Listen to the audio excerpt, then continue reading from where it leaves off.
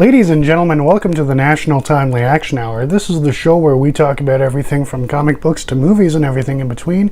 My name is Aidan, and I hope that you're doing well today. In this video, I'm going to be doing a review of Superman Forever. This is a one-shot published in April of 1998. This was the celebration of Superman's 60th anniversary because Action Comics #1, Superman's first appearance, was published in April of 1938. So the editors of the Superman books, because there were several at this time, there's Action Comics, Superman, The Adventures of Superman, The Man of Steel, and The Man of Tomorrow, as well as the Supergirl spin-off, as well as the spin-offs for Steel and Superman's pal Jimmy Olsen, Superman's girlfriend Lois Lane, and the short-lived Superman's enemy Lex Luthor. But this is celebrating 60 years of Superman, and the cover is done by Alex Ross. It's a holographic cover. I'm not too fond of this gimmick, but I really like Alex Ross, and you know, everyone who reads comics does, but I really like how this came together. So this is one of the few examples of me enjoying a gimmick cover. So you've got me on record saying that, and I cannot take it back because it's the truth. But I paid 15 Canadian dollars for this at Toronto Fan Expo, I believe in 2025, or it might have been 2024. I cannot remember specifically. But this, like my review of Batman number 400, is a story that has multiple artists and multiple writers. And like Batman 400, I enjoy all of the artists and writers who worked on this, and their work in the book is very good in my opinion. So on a scale of 1 to 10, with 1 being horrible and 10 being amazing, I rate this book a 10 out of 10. But before we get into the plot summary, let's get a closer look at this gorgeous cover.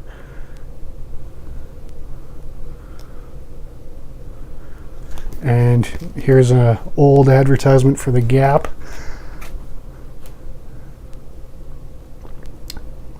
I'm not sure who this person is, but maybe they were famous then. But the story begins with a recap of Superman's origin, as we've seen a million times before and since. And when we see Ma and Pa Kent driving their truck, you think, oh, okay, this is when they pick up the baby Kal-El. No, this is grown-up Superman coming back home, but he crash lands because he's disorientated from his last battle. And after the return of Superman, the book was in a weird place where they're like, okay, let's keep on experimenting. So that he had a mullet for a few years, or at least a couple of years, and then he was split into Superman Red and Superman Blue, which is a reference to a one-off story from the Silver Age, which was set on a separate Earth, because Earth 1 is the main DC universe Earth, but it was set on Earth 25 or something. I don't remember exactly. Leave a comment for the algorithm and tell me which Earth that took place on. And while you're down there, if you enjoyed this video, please click the like button. And if you're new to my show, please subscribe and share this with your friends if they're interested in this sort of content. And if you're on your mobile device, then please hype this and leave a comment telling me your thoughts on this book and any suggestions for future videos you'd like to see. And in the description of the video, you'll find links to my podcast, Patreon page, merch store, and social media profile. So if you'd like to support the channel, then please click on those links. But getting back to this, Superman is finally back to normal. because he's no longer split into two individuals. He's got his normal hair length. His electric powers that came with the red and blue shit are gone. His normal powers are back. He's back to normal, finally, thank God. And it all coincides with his 60th anniversary. You get it?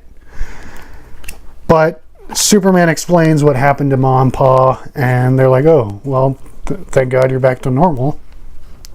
And so he has memories flashing before him while he is resting, and then we get the moment where he explains everything, and he puts on his regular costume, and we get this gorgeous page where he flies off and he says, and I quote,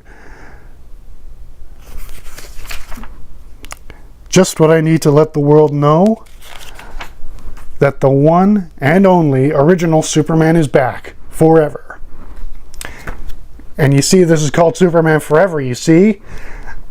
I know I'm ragging on it, but I really enjoy this comic because it takes Superman back to basics after the 90s was just a horrible, horrible time for the comic book industry in general, but especially for Superman, Batman, Wonder Woman, Spider-Man, all of my favorite characters. But we get this interesting bit where this cosmic being, whose name is Kismet, is musing about how Superman is back to normal and some mystery threat is on the horizon, but she doesn't know what it is. But I really like this drawing of her as part of the cosmos.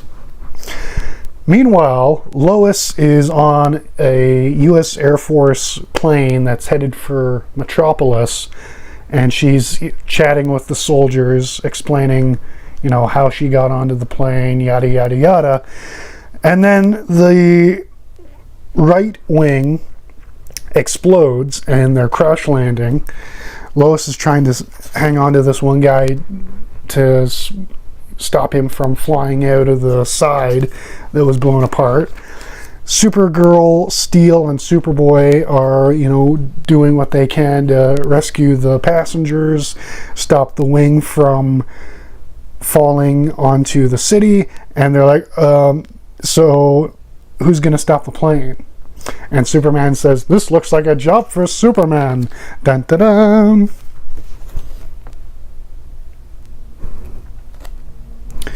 So Superman is still getting used to having his normal powers back, so he isn't at 100%. I'd say he's at like 96%. So there is a little bit of a struggle keeping the plane from crash landing, but he stops it. And Lois is like, oh, thank God. And everyone is surrounding Superman, asking him questions. And Lois, being Superman's wife, already knows that he's Clark Kent, and you know, she wanted to have a conversation with him, but then people started showing up, so she's got to play cool. And she's like, so Superman, you want to give me an interview? And he's like, well, I can talk to you while I fly you back to your apartment. How about that? And Supergirl knows who Superman is, so she's like, yeah, let's give them some space, people. And I really like that. But this is not the real Supergirl. This is the Matrix, still the Matrix Supergirl. It's a whole thing that I don't really want to get into, but it's not Kara Zor-El, his cousin, but someone who's approximating her visage. So we get this sweet moment of Clark flying Lois back home, and they're chatting, and he says, I'm sure your husband can't wait to be reunited with you, Miss Lane. I bet he'd do anything to hold you in his arms like this. She's like, really? Like waiting with soft music on and candlelight and a bottle of Courtois Maltese champagne? And Superman's like, really? That champagne isn't even imported into this country. And she said, well, you said he would do anything. And he's like, I did, didn't I? Well, see you soon. He flies off. She says, take care, Superman, see you. And by the time she gets into the apartment, she finishes her sentence. And he's like, hey, baby. And they make love. It's beautiful.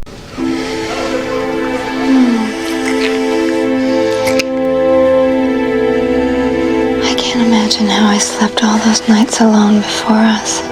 Man. We don't get to see it because of the Comics Code Authority, but it's heavily implied.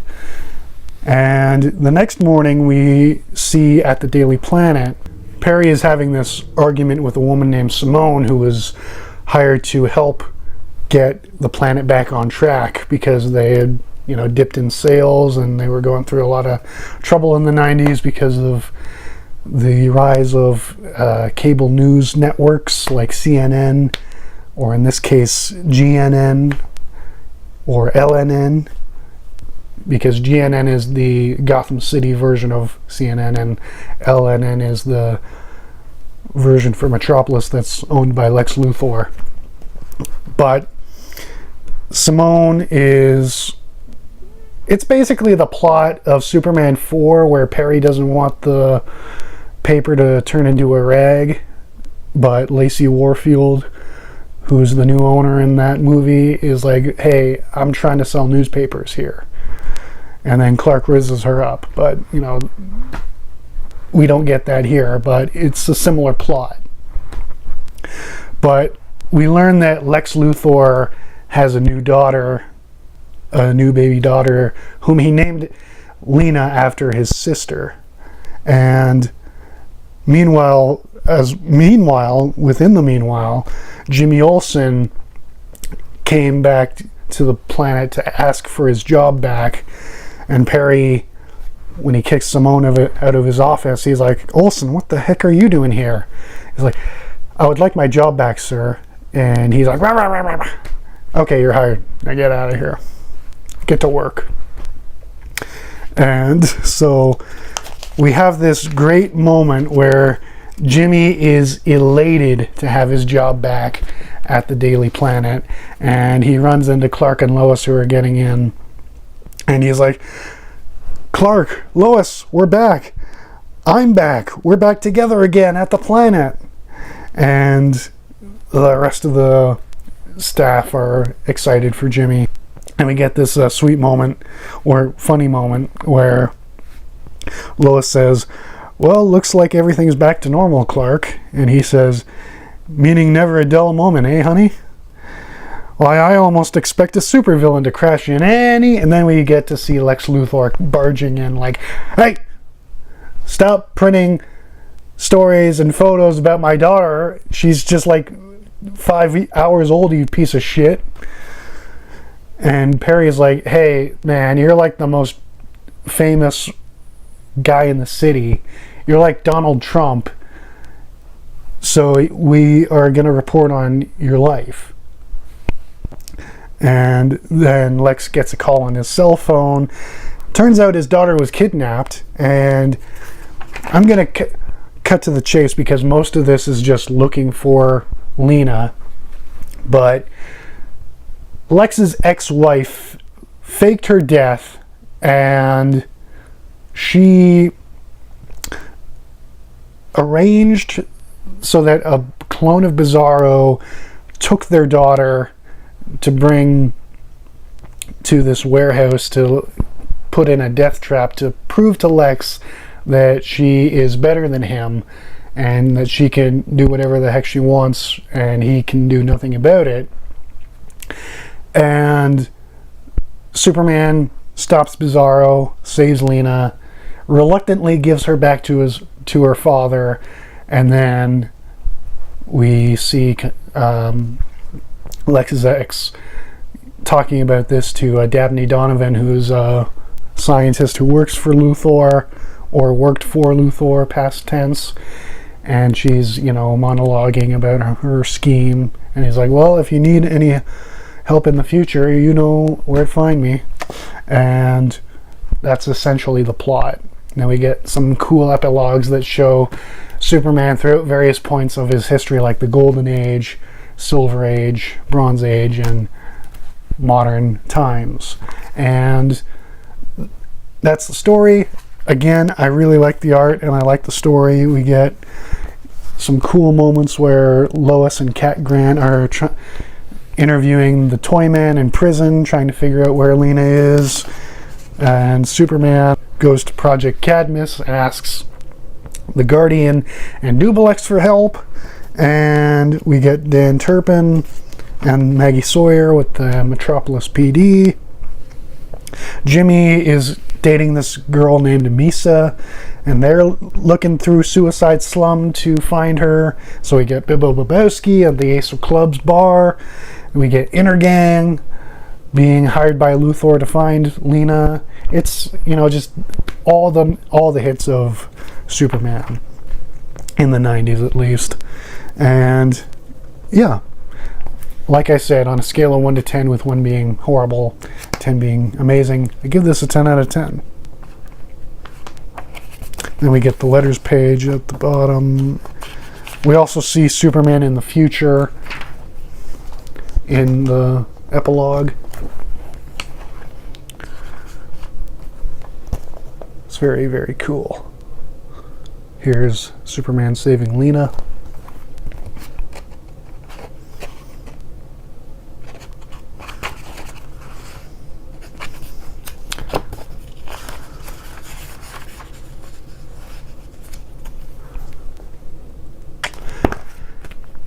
That's all I've got for you today on this video for the National Timely Action Hour. Once again, my name is Aiden, and I sincerely hope that you all have a wonderful day.